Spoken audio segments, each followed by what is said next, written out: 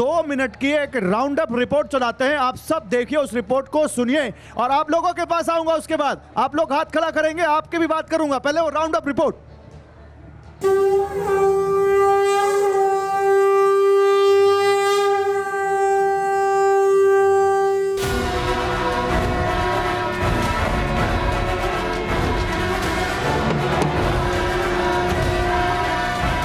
प्रभु श्री राम को 550 साल के बाद नरेंद्र मोदी जी प्राण प्रतिष्ठा कर कर अपने स्वयं के बड़े मंदिर के अंदर उनको प्रस्थापित करेंगे।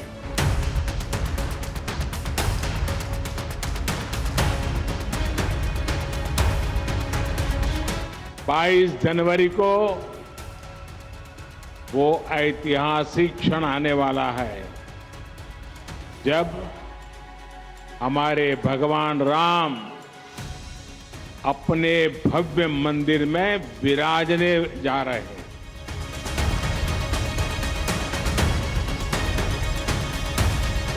बीजेपी और आरएसएस के लोग नफरत फैला रहे हैं, एक धर्म को दूसरे धर्म से लड़ा रहे हैं।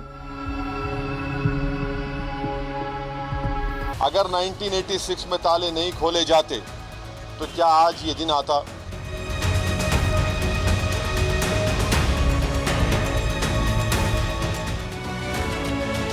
सबको मेजॉरिटी कम्युनिटी के वोट्स को हासिल करने का झगड़ा है और नरेंद्र मोदी ये काम करके मेजॉरिटी वोट्स को कंसोलिडेट करना चाहते हैं।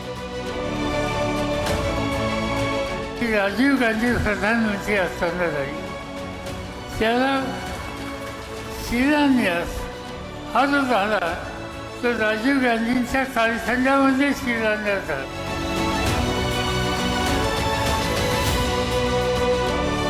कई सारे कांग्रेस के मित्र भी कांग्रेस छोड़ के आ रहे हैं कि हमारी पार्टी गलत मार्ग पे जा रही है। रामा रामा रामा।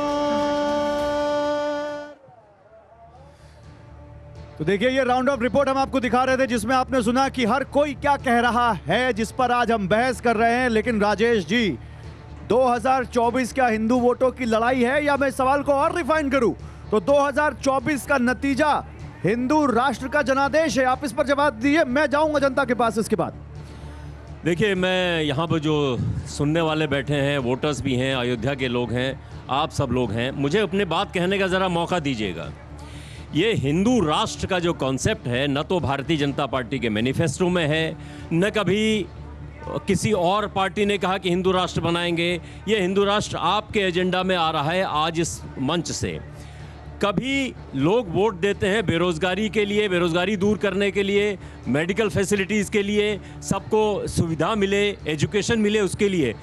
ठीक है, राम आ गए हैं, राम का मंदिर बन गया है। सुप्रीम कोर्ट के फैसले के बाद किसी भी आदमी ने विरोध नहीं किया, न मुसलमानों ने विरोध किया है, न कांग्रेसियों ने, समाजवादी पार्टी, किसी ने विरोध नहीं किया। लेकिन चुनाव में जाने के लिए आपको एक विरोधी होना जरूरी है, इसलिए विरोधी को जिंदा करना भारतीय जनता पार्टी के लिए इस समय बहुत जरूरी है। अच्छा। कि राम मंदिर के विरोध में कुछ न कुछ खड़ा दिखाई देता रहे। ठीक है। कोई नहीं है भाई राम मंदिर के विरोध में। राम मंदिर के विरोध में कौन है? ये कांग्रेस ही बैठे हुए हैं, ये कहीं राम मंदिर का विरोध कर रहे हैं? कोई नहीं कर रहा है। तो अब क्या है कि राम मंदिर और हिंदू राष्ट्र एक कॉन्सेप्ट है। यहां पे अपनी बात 5 सेकंड में खत्म करके मैं खत्म कर रहा हूं। जल्दी जल्दी। जब कभी मंदिर बन गया है तो सब श्रद्धा से अवनत हैं, लेकिन जब आप गली कूचे में रेहड़ी वाले, पटरी वाले से उसका आधार कार्ड मांगते हैं, नाम के आधार पर उसकी पिटाई करते हैं, वो कौन सा हिंदू शौर्य है भाई? अच्छा ठीक है, उसको ओके, भी तो सोचना चाहिए। ये जनता से पूछते हैं। आप लोग यहाँ पर हैं, कौन बोलना चाहेगा? भाई खड़े होइए, मुझे एक चीज पूछनी है। ये आ रहा हूं, ये चीज बताइए, जब प्रधानमंत्री नरेंद्र मोदी पूजा करते हैं तब ज्यादा अच्छा लगता है, या जब राहुल गांधी पूजा करते हैं तब अच्छा लगता है? अरे पूजा तो सबको करना चाहिए, इसमें प्रधानमंत्री पूजा करते हैं तो कौन सा बहुत बड़ा काम कर जाते हैं? वो तो हिंदू हैं, उनको तो चाहिए हमेशा पूजा करना लेना चाहिए। पूजा किसी एक व्यक्ति विशेष का नहीं है, ये हमारे धर्म से जुड़ा हुआ है। हर हिंदू को पूजा करने का अधिकार है, वो मंदिर में जाके पूजा करे या सरयू तट पे जाके पूजा करे, लेकिन धर्म को राजनीति से नहीं जोड़ना चाहिए। धर्म को राजनीति से नहीं जोड़ना चाहिए। बताइए भैया, क्या कहना चाहते हैं आप? बताइए 2024 में क्या ये मुद्दा क्या होगा आपके लिए? मुद्दा यही होगा, जो लोग राम मंदिर प्राण प्रतिष्ठा समारोह के निमंत्रण को अस्वीकार किए हैं, उनके बारे में रामायण में लिखा हुआ है, अंगद तुही बाल कर बालक, उपजो वंश अनल कुल घालक, गर्भ न गयो व्यर्थ तुम जायो, निज मुख तापस दूत कहायो। मतलब अंगद को कहा गया था। ठीक है ठीक है ठीक है उसी तरह ठीक है भैया। और कौन यहाँ पे कुछ कहना चाहेगा? बताइए बताइए भैया, क्या कहना चाहते हैं, बोलिए। हम कहना चाहते हैं कि अयोध्या बहुत अच्छे तरीके से संवर रही, निखर रही है, हम लोगों का सौभाग्य है। और जय श्री राम। जय श्री राम। बताइए भैया, 2024 में क्या सनातन या कुछ और? सबसे पहले प्रधानमंत्री मोदी जी और योगी जी को बहुत परम साधुवाद अयोध्या की धरती से दूंगा, और अयोध्या की धरती और पूरे हिंदुस्तान की जनता से ये अनुरोध करूंगा कि जिस तरह भाजपा जो है वो धर्म को स्थापित कर रही है, देश का पुनरुत्थान कर रही है, लगातार हमें अगले 100 वर्षों तक भाजपा को लेकर आना होगा। ठीक है, 100 वर्षों तक भाजपा को लेकर आना होगा। ये देखिए यहाँ पर मौजूद लोग क्या कह रहे हैं। ये जो है विनोद सिंह, मैंने पूछा मुद्दा क्या होगा, मैंने पूछा किसकी पूजा में मजा आता है।